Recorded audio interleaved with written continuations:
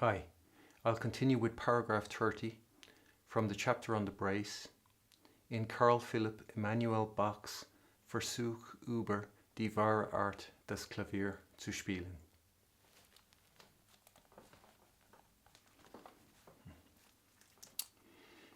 Da der Doppelschlag allein ebenso wohl wie der Triller mit dem Nachschlage wegen dieses letztern allezeit einen Finger zum Hinterhalt haben muss, da das Schnellen, welches hierbei sowohl als vornehmlich bei dem hinzugesetzten Pralltriller nur mit einigen Fingern gut ausgeübt werden kann, so ereignet sich wegen der Fingersetzung bei dieser zusammen verbundenen Manier oft eine der größten Schwierigkeiten, welche abzuhelfen besondere Freiheiten vorgenommen werden müssen. Bei Figur 67 findet man einige Fälle dieser Art.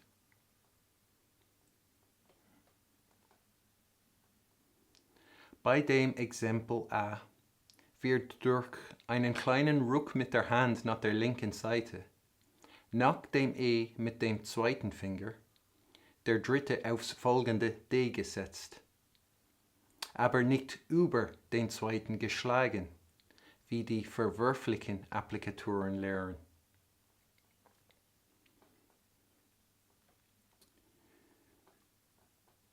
Das Exempel B erfordert wegen dieser zusammengesetzten Manier, dass man mit dem dritten Finger von dem halben Tone heruntergleite.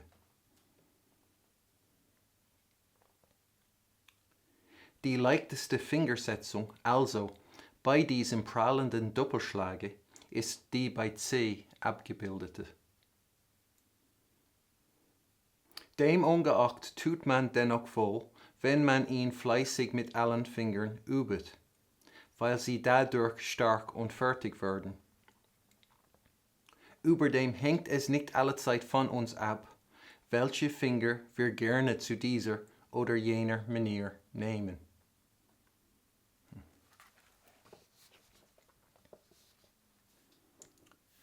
So, first off, to go with what I said before, while dealing with Bären Riter's claims in connection to paragraph 28 and the Prall trill, one can see Bach is still referring to the ornament as a joined together ornament or as a compound ornament. Twice he refers to it as such, before he refers to it as a prallenden Doppelschlag. This time he says a zusammen verbundenen Manier instead of zusammengesetzte Manier, which is what he said next in the paragraph to describe it, before eventually calling it a prallenden Doppelschlag. So, like I had said before regarding that, he's very specific. So that can be connected to what I said before about the, debunking Bären Riter. And now for the rest. To begin with, I'll skip ahead to figure 67C and then I'll return to the previous examples. In figure 67C, Bach shows us the easiest fingerings for the glancing brace. His doing so reveals the motive or the objective behind the liberties taken in the previous examples of figure 67. What they're for. And what they're for is they're there to make those same fingers available for this compound ornament. Or to put it in other words, the goal or purpose of any of the aforementioned liberties, the liberties we'll be getting to, will be to have those fingers ready and in position to execute the compound ornament. So all the liberties he shows beforehand, it's all to get those fingers ready, free them up and get them in position to perform the compound ornament. That's why he says also in the sentence. Also can mean therefore, consequently, hence, logically, or thus and so. He's telling us that the easiest fingers can be deduced from the previous examples of figure 67. So this is where he's coming from, how his brain is working.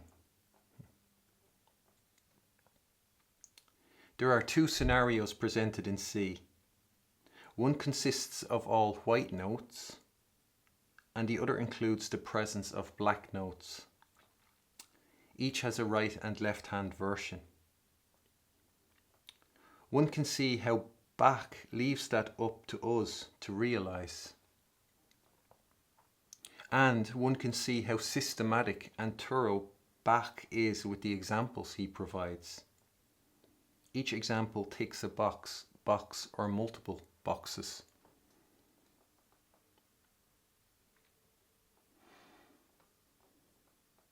You know, he thinks of all the points or the elements he wants to bring to the examples. And he provides examples that cover all those elements. And often there will be more elements in the example that are in the text. And what you have when you combine the text and the examples is a synergy. You know, so something that's equal to more than the sum of its parts. And somebody working on a lower level, they might be providing examples, and they might be working on the criteria of, if they say, you know, they might think, well, one example doesn't look good, so I better make two or three, provide three examples, and so they'll be picking the examples to fill in the space. And so what you'll get on a lower level is examples that all say the same thing, but not with Bach. With Bach, the examples, they cover the range, they cover as much as possible on the subject, and they cover what those things he doesn't say, or he covers the extra things, and this is the level at which, you know, those for whom music is a goal will be, you know, operating on. For the first example of C, Bach has written the right and left hand fingerings above and below the notes respectively.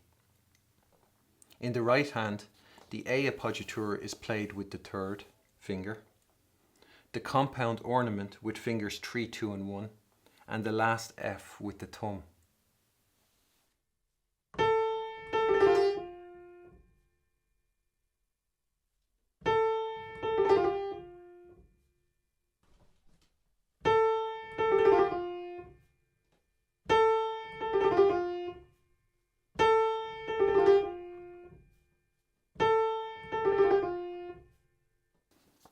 In the left hand, the A appoggiatura is struck with the thumb, the glancing brace with 1, 2 and 3, and the last F with 3. So, you're probably glad I cleared that up for you.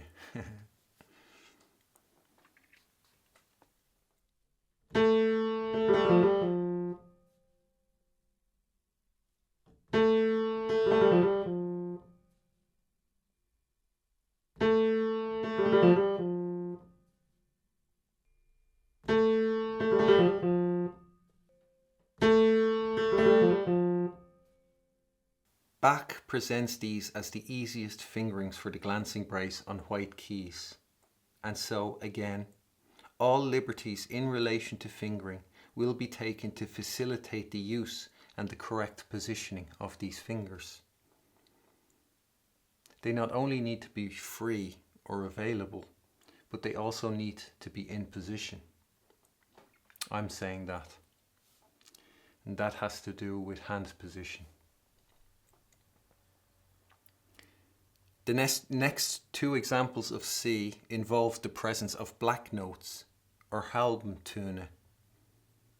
In paragraph 21 from the chapter on fingering, Bach says, Die erhabenen und hintenstehenden Tasten werde ich in der Folge durch ihren mehr gewöhnlichen als richtigen Namen der halben Töne von den übrigen unterscheiden. Bach saying halben Töne, semitones, is the equivalent of us calling them black notes, which is as well probably a more casual than correct or accurate way of calling them.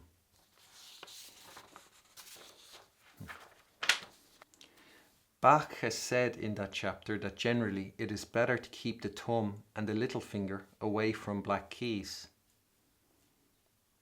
Paragraph 22 from the chapter on fingering says, Aus der im 19. Paragraph gedachten Abbildung folgt natürlicherweise, dass diese halben Töne eigentlich für die 3 längsten Finger gehören. Hieraus entsteht die erste Hauptregel, dass der kleine Finger selten und die Daumen anders nicht als im Notfalle solche berühren. And in paragraph 61 he says, Wir sehen aus der Vorschrift dieser Skalen, dass der Daumen niemals auf einen halben Ton gesetzt wird. One could think that is a backward idea, limited or outdated, and that we've advanced much more since then, because we're using the thumb on black keys. Chopin could spring to mind, and Opus 10, number 4, that etude in C-sharp minor, could serve as an example. I'll leave that there for now, but I'll follow up on it in a moment. So I'll put a pin on it, as the saying goes. We see in the second example of C that Bach keeps the right hand thumb from the black key by striking the A appoggiatura with the 4th finger instead of the 3rd, which results in the 2nd finger being available to play the F sharp. By the way, if one is being exact, it's the 3rd example, because the first represents 2 examples. In reality, figure 67C comprises 4 examples. Now, this goes against AC fingering. With AC fingering, you won't use the 4th finger on a white key. So if I play it, what you'll be seeing, if I play it using Bach's fingering, which after I covered the chapter on fingering, I said that was, I'd only be using AC fingering from now on. But if I play it with the 4th, it will be a demonstration of the 4th finger's inability to play a white key.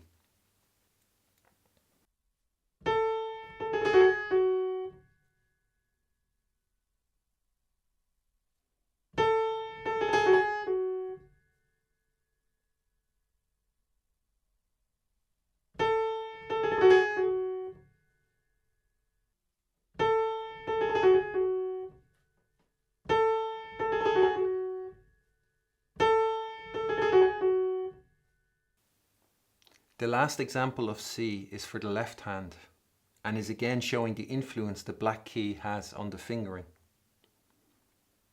The 2nd finger plays the B flat, which does the job of keeping the left hand thumb away from that black key.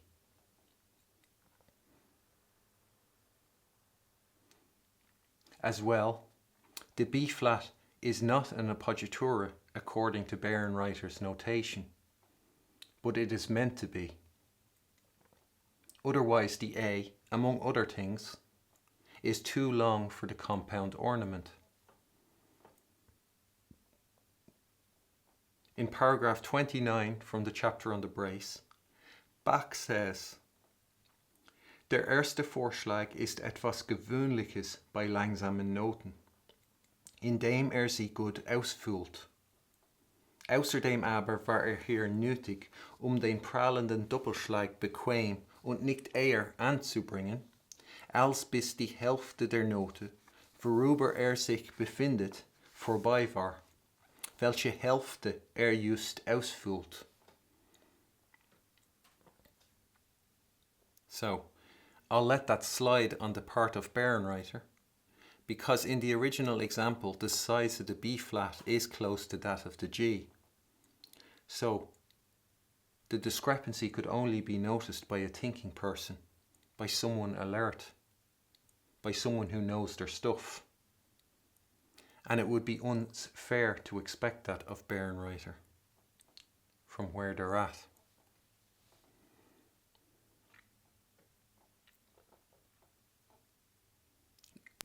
I can't hold them. It'd be unfair of me to continue to hold them to a higher standard than they are actually at. But that is 3 in a row though. You know, I'm talking about the cage, I'm talking about the roll of honour, I'm talking about Lilliput, and I need to provide evidence that what I'm saying is true, that what I'm saying is the reality. Because I can't expect you to, nobody's going to believe me what I'm saying.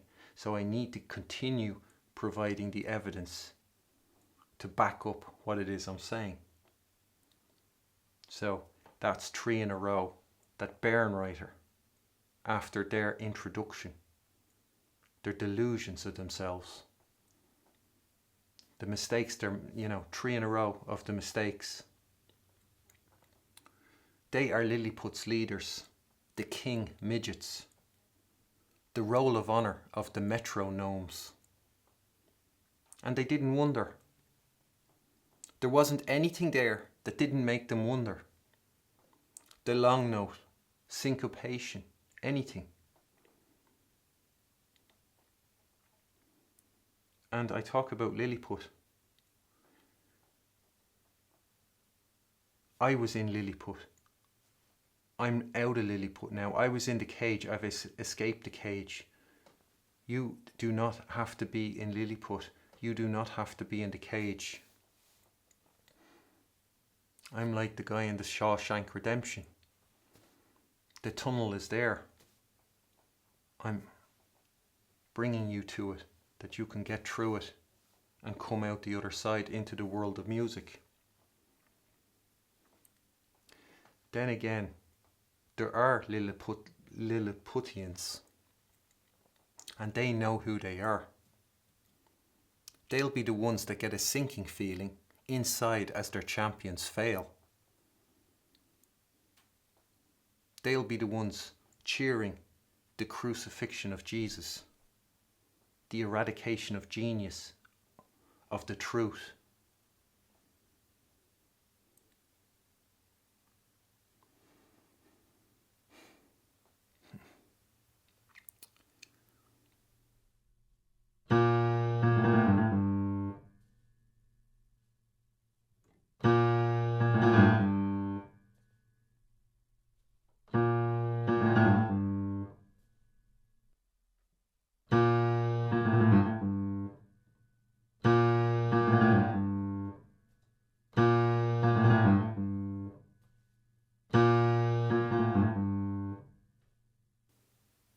Whenever I say that stuff, like the one true God and all that, I don't mean it on a religious level. I mean it on I consider it on a philosophical level. Just to make that clear, because the religious stuff is yeah, otherwise it's too much. I use it I consider it on a philosophical level. One could notice how the little finger is kept away from the performance of the compound ornament. And the A is not an A flat. The example could have theoretically been in E flat major with an A flat. Why wasn't it? Ask your professor. I'm not saying to expect them to have the answer. No one outside of Bach can provide that. I'm saying to expect them to be able to offer some educated guesses. But don't be surprised if they instead get catty and reply with, "What sort of a ridiculous question is that?" Because you're that close to being the enemy. You're one probing question away from being the enemy. So I would say don't ask your professor, because you don't want to make life difficult for yourself. And there's an unwritten rule. You are not meant to expose your professor. You are not meant to expose your professor's shortcomings, deficiencies. You're not meant to do it. You're meant to nod and accept everything he says if you want to stay in his good books or her good books. Otherwise, they'll, try and get rid of you. You're not welcome there. If you're not willing to be a victim, you're not welcome.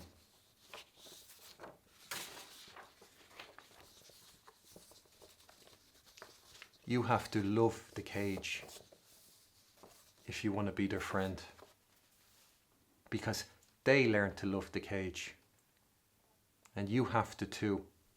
Otherwise, they can't be around you. There are the two restrictions Bach talks about. How one always needs a finger in reserve. Basically, you need fingers for the note above and the note below the principal note.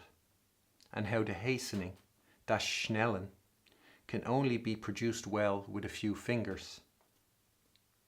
Now, addition shot replaces the hastening with a small independent ritardando of the right hand. I've brought that up in the previous video. I focus on the hastening in the part 6.1 video, and that's titled the scharfes Schnellen, the hastening. And I thought the hastening, it sounds like like a film from M. Night Shyamalan. I thought it was good.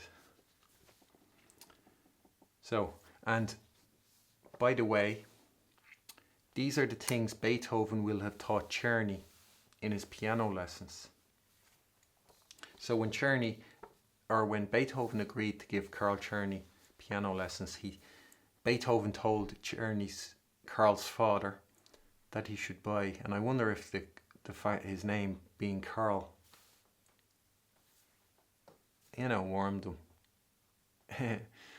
I don't know, just thought of that there. But he told Karl's father to go and make sure that Karl had the book Bach's Versuch über die wahre Art das Klavier zu spielen, and I'm sure as well the 18 practice pieces that go with it.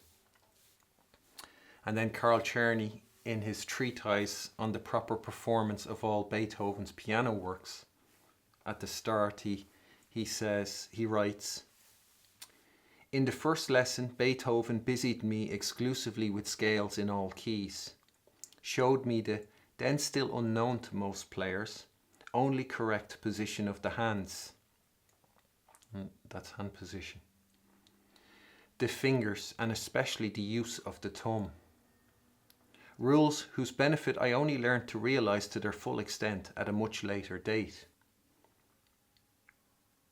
Hereon he went with me through the practice pieces that belonged to this education manual, and made me especially attentive to the legato that he himself had mastered in such an unparalleled fashion, and which all other pianists at the time considered undoable, in that then-a-days, still from Mozart's time, the choppy and short detached playing was the trend. So, and that legato,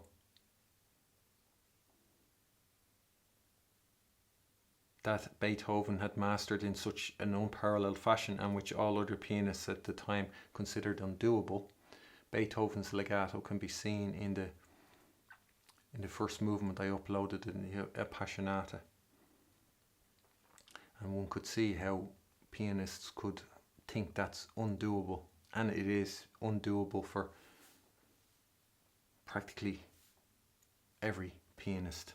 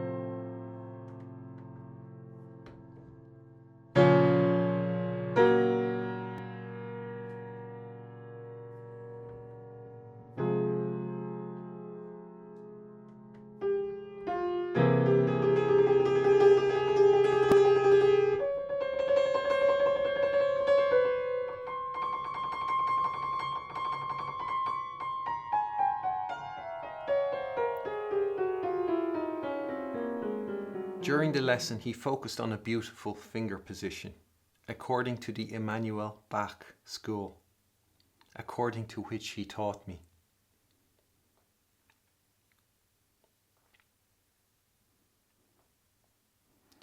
There'll come a stage where the world of classical music and the world of music will reunite.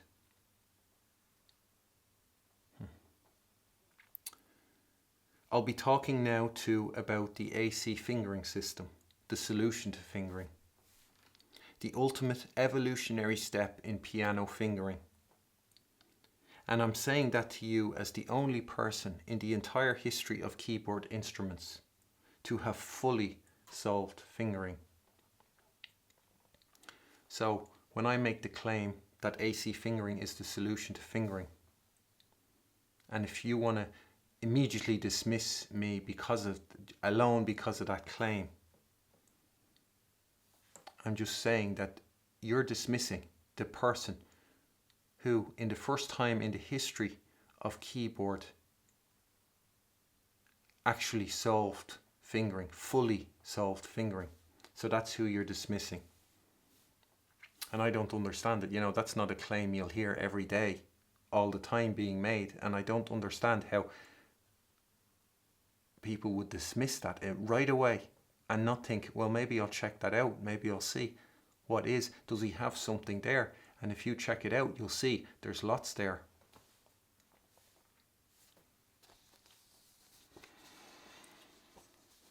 So I say that just because I want to. Like the first in Bach's rules of fingering, which represent a significant step towards the solution, i.e. in the right direction, but which don't go all the way to solve the issue of fingering. So like that first rule from paragraph 22, in AC fingering, the thumb and the little finger will be generally kept from the black keys.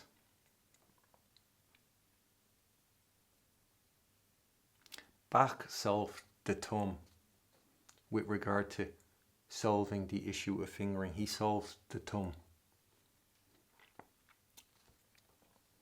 I'll just add that I had already solved fingering before I began reading Bach's book.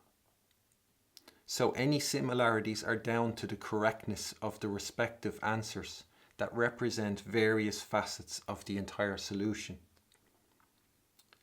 If two people come up with a correct answer independently of each other, it's the correctness or the trueness of those answers that accounts for their similarity.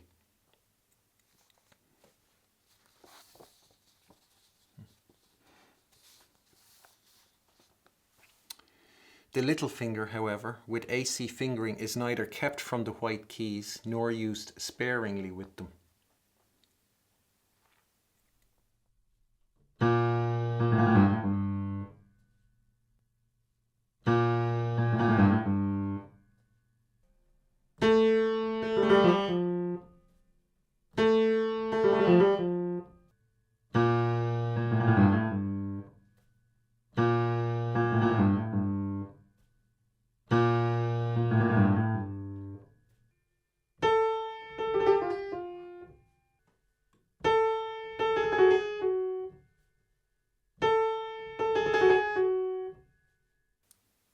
So with AC fingering, you'll see extensive use of the little finger on white keys.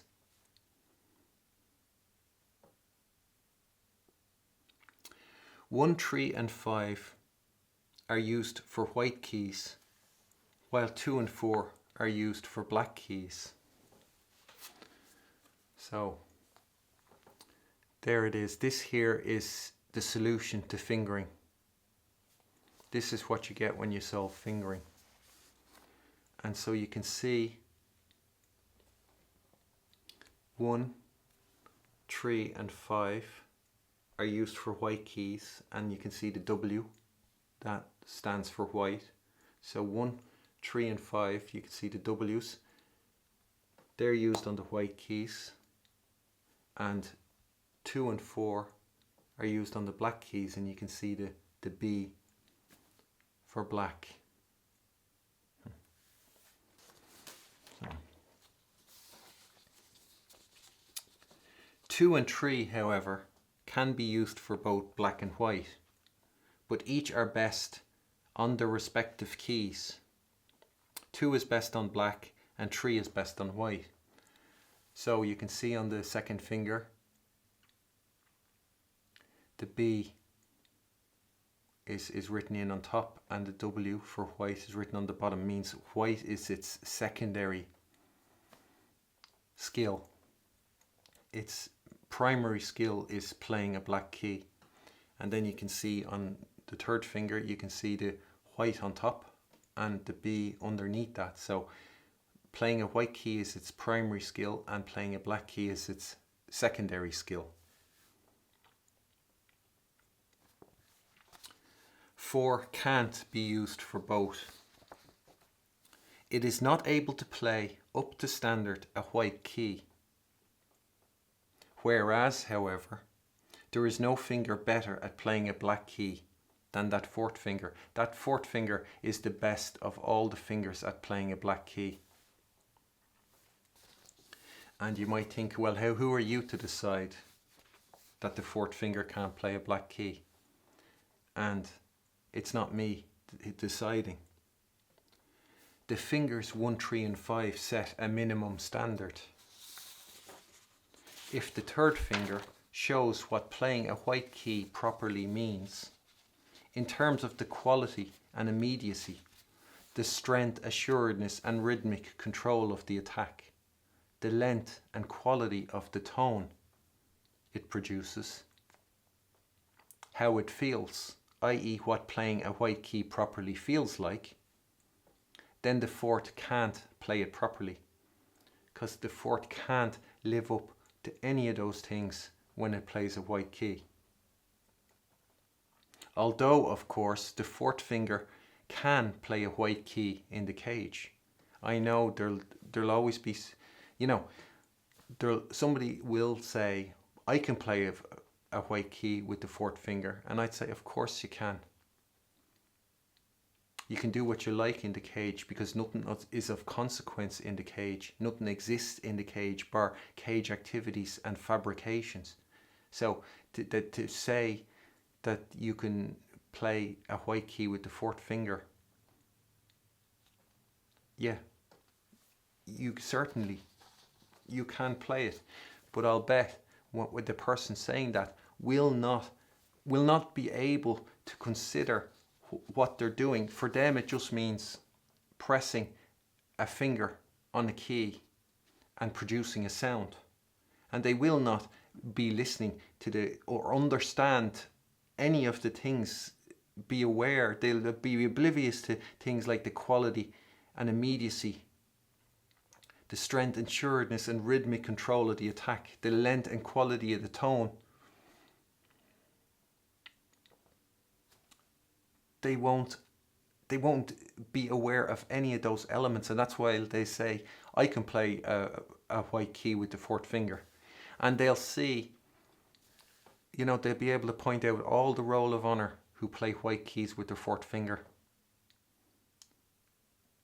And the reason they don't know that the fourth finger can't play a white key is they're not able to listen or hear exactly the result of the fourth finger playing the white key in all of the roll and honor. They won't hear the drop in standard every time that fourth finger plays a white key. But it's there to be heard. If you're perceptive enough, you can hear it. So it's not me deciding that the fourth finger can't play a white key. The other fingers decided it. The other fingers set a standard, and the fourth finger falls below that standard.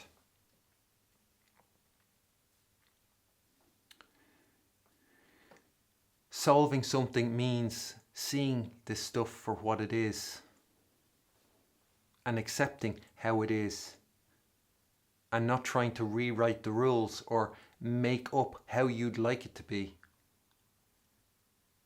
You have to see how the stuff is and adjust to that, and therein lies the solution.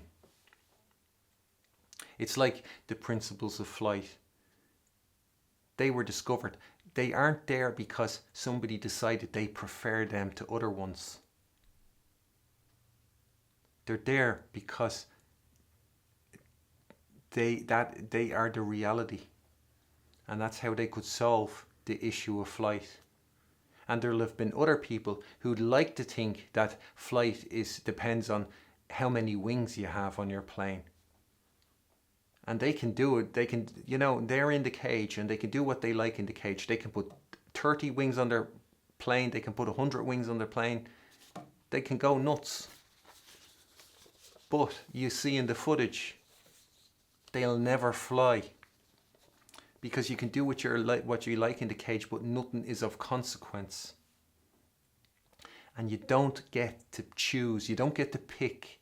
You're not in charge. You observe and you accept things, the reality, and therein lies the solution.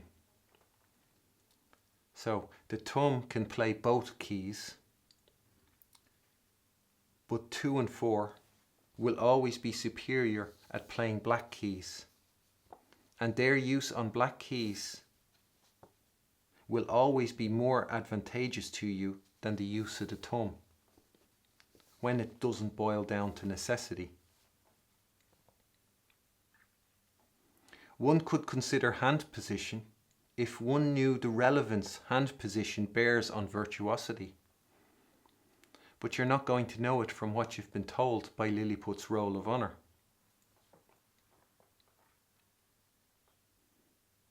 It's like Bach said, the thumb should only be used in the case of necessity on a black key. And those cases of necessity might be a lot rarer than one might imagine. But that's not to say the thumb isn't a hero when it comes to playing both keys, or when it comes to alternating between black and white keys. It is. There is no finger better at alternating between black and white keys than the thumb. It can do it the quickest and without it causing stiffness and tension. i.e. it can switch to its proper positions the quickest. And I can see that with how the hand is made. There is a different position required for the black and white keys. The white keys need a curved fingers and a bent thumb, and the black keys need flattened fingers and a straight thumb. And it takes longer for the fingers to switch positions between black and white keys, so they're able to play each key perfectly, properly and perfectly. Whereas the thumb, it only needs the finger has these two joints here. The finger has these two joints here, whereas the thumb, this joint on the thumb is here. And this one, which would be this one on a finger, is a lot more, you have a lot more control over that. And so you're able to create the position moving the one joint here. Whereas on the fingers, you can't create the position with this joint alone, because it doesn't have the flexibility that the thumb has. So you're moving two joints to get the fingers into position. So it's taking twice as long. So the thumb is the hero at being able to alternate between black and white keys and still play them properly. That's why octaves work. But only for people using proper finger position and proper fingering. Otherwise, octaves are too difficult for them. They tense up. They can't get the speed. They can't get the volume. They can't get the roundness, the tone. It's just, they try as they might, they can't do it.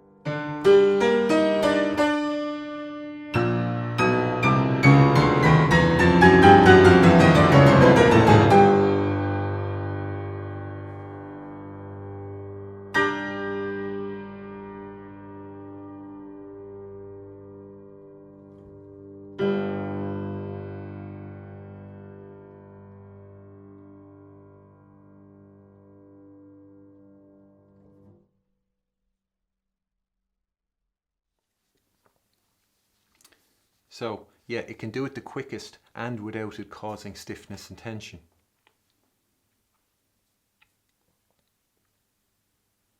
And with the hand position, I'll get to that. J.S. Bach, with his innovations regarding the use of the thumb, and Karl, his son, with how he packaged it and presented it. So he brought it all together and presented it as in his book in written form, covering all aspects of it, which can be found on the channel and in the videos that I cover the chapter on fingering.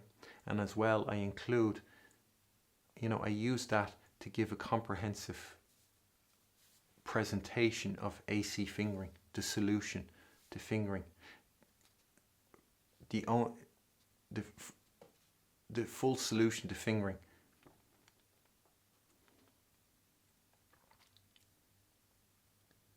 So yeah, so Johann Sebastian Bach and his son Karl, they came as close as anyone had come to solving fingering, but they didn't fully solve it.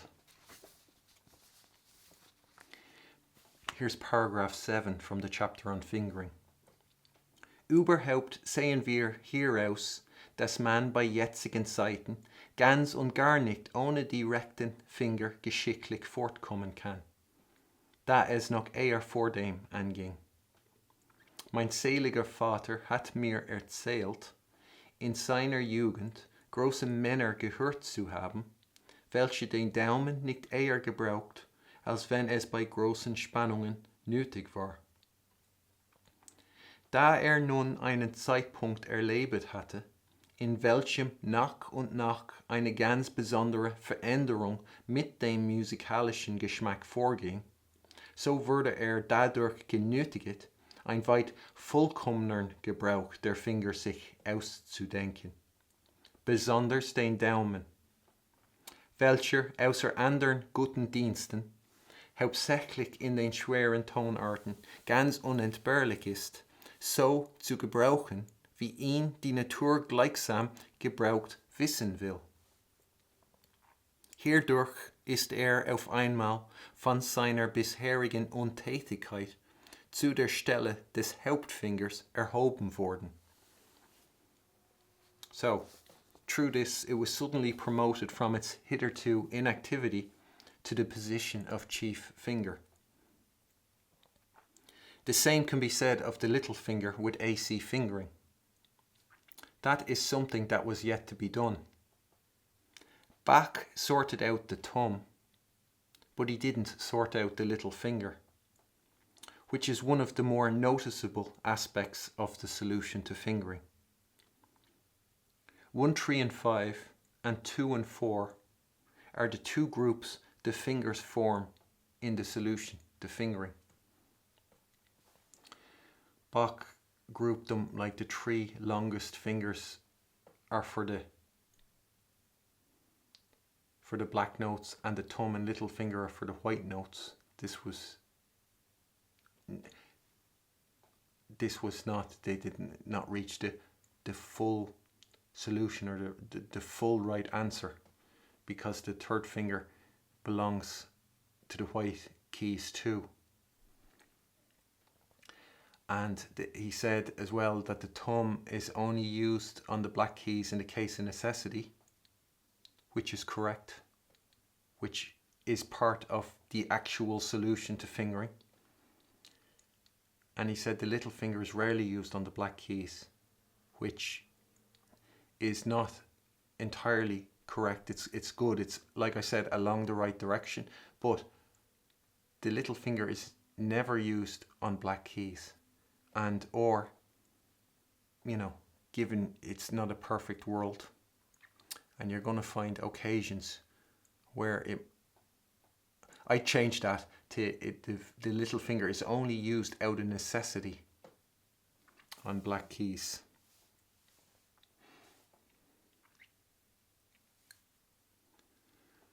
Since Bach, Mozart and Beethoven, people have gotten rather colder than warmer regarding the correct answering to fingering. When you're somebody searching for something and you say you're getting warm, you're getting cold.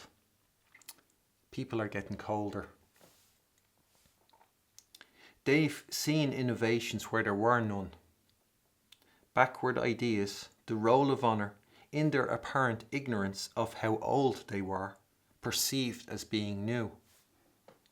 You'll see people talk about fingering nowadays, and they'll talk about it as if it's innovative and forward thinking, an advancement of the ideas of Bach,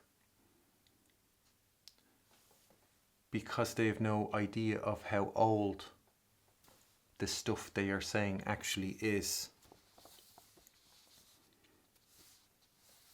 So they place it wrong. They think Bach was here and what they're talking about is ahead of Bach, and they don't realize that Bach was here and what they are talking about is behind them.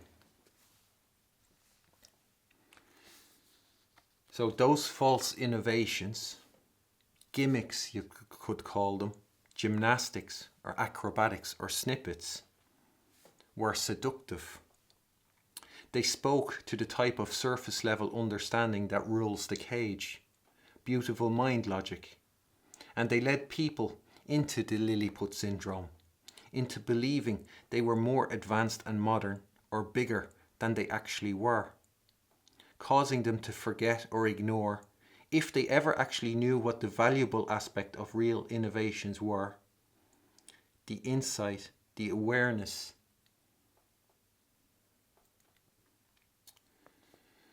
So, the surface level understanding. I could think of that a lot of these gimmicks, the innovations, they speak to a type of understanding where the people can relate to, and they'll agree with it then because it complies with their surface level understanding. But the surface level understanding doesn't, it belongs to the cage. And a good example I think of that is, how does the surface level understanding work? Well, there's that story of Galileo where it was taught, he was in classes or whatever. I don't, I'm just basing on what my memory of the story. He was in classes, and the teacher was telling the class that objects of a different size fall at different speeds. So a big rock will fall to the ground faster than a small rock. And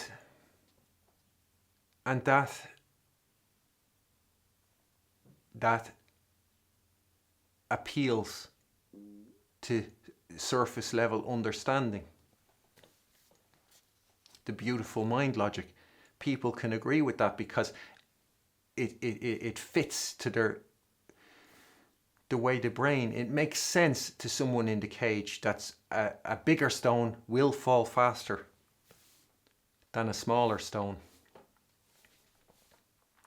And what as well, comes with real innovations is humility.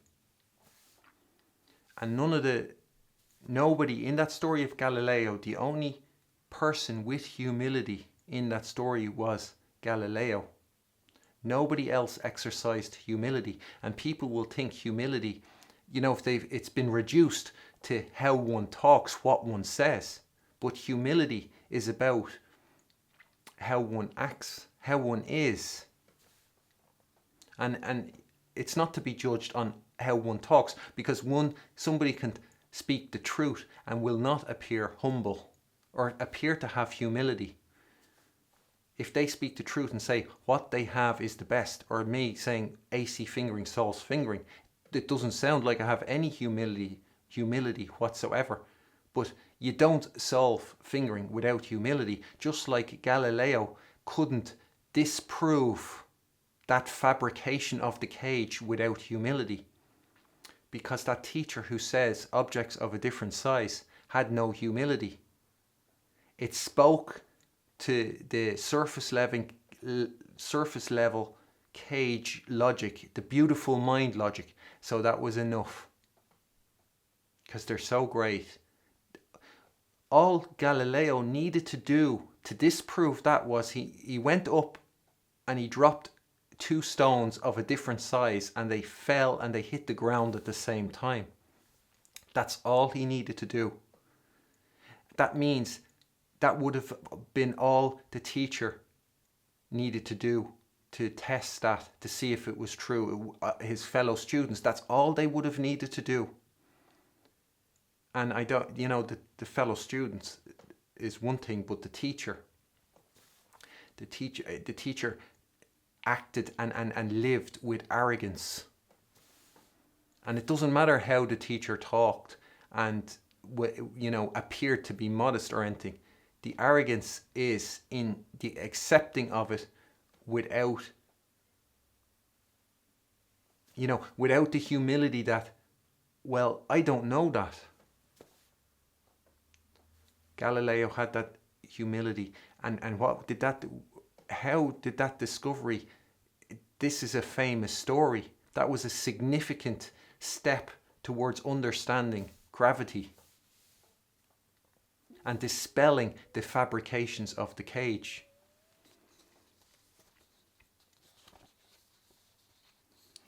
So, and all your roll of honor, those in the cage, they are like the teacher there. They adopt, you know, let's say there was another, you know, let's say this theory was new that objects of different size fall at different speeds. They'll embrace that wholeheartedly and think we are more advanced now than we ever were before, because look how much sense that makes. Look how clever that is, because it's exactly as clever as I am. And so your roll of honor don't have a clue that what they are saying is old.